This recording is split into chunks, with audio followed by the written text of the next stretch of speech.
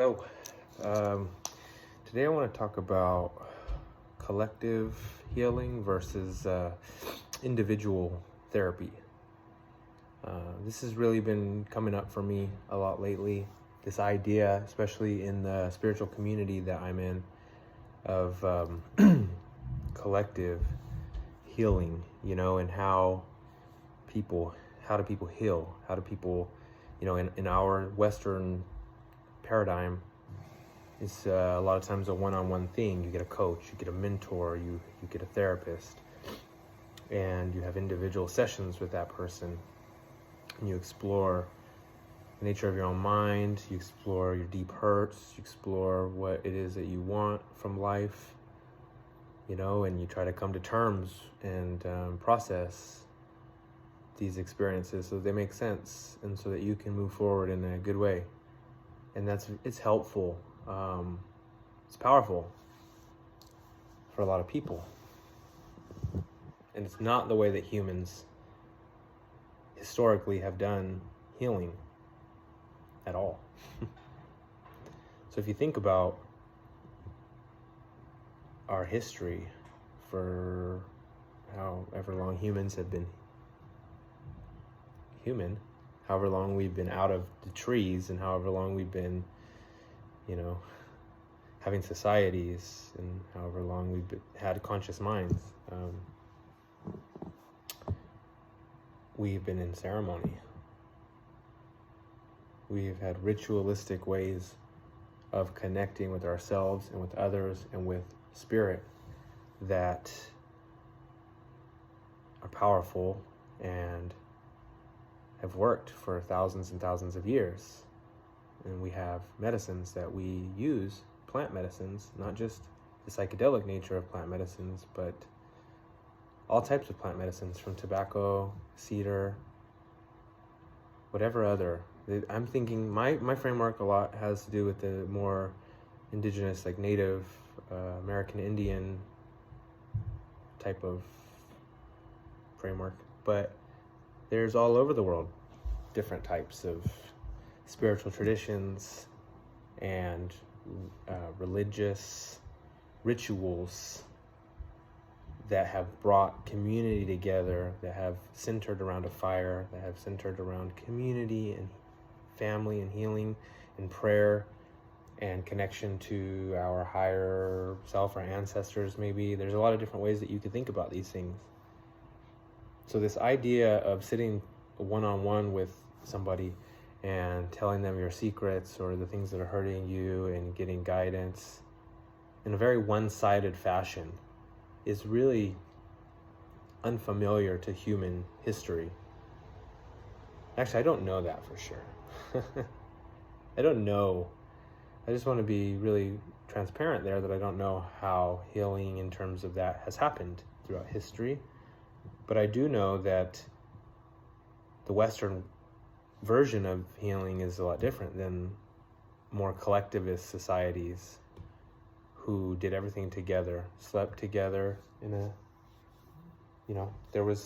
I was just having a conversation with a colleague the other day, and she was telling me, I forget the indigenous community that her family was a part of, that she would visit there. She spent half of her life in that type of framework and half of her life in more of a Western paradigm. And in that way, there was 2 rooms for the whole family. There was never a third room. There was a room where everybody gathered together and ate and ceremony, and there's a room where everybody slept. And that was it. So this idea of a third room, this idea of a giant house, this idea of a very separate, independent people is foreign to much of what the world considers to be normal. The Western world is very different. And there's a lot to be said about that, about the Western world, and whether that reinforces mental health, the way the Western world does things, because it's not obvious that it does. In fact, there's a lot of evidence. There's a book called Tribe, which I highly recommend anybody read, where it really goes into, in a much more academic way, how collectivists, indigenous people, or circumstances, environments where people had to be together and work together, facilitate and reinforce mental health, and how societies that are separate and individualized often have the most mental health problems. And I think that's pretty obviously, looking at your own society, if we're honest with ourselves, there's some truth to that we are not very happy in this environment where we're so separate from each other, that we're lonely. I'm lonely when I come home to, and fortunately I have children that provide some sense of community for me inside my home. Well, that's very one-sided too. And I'm involved in a spiritual community that values coming together and values ceremony and values community, and that reinforces my mental health as much or more than seeing a therapist, although they're both useful. So I've gained much healing and growth, wisdom, through my individualized services such as therapy or sponsorship in 12-step programs, and mentors that I've had.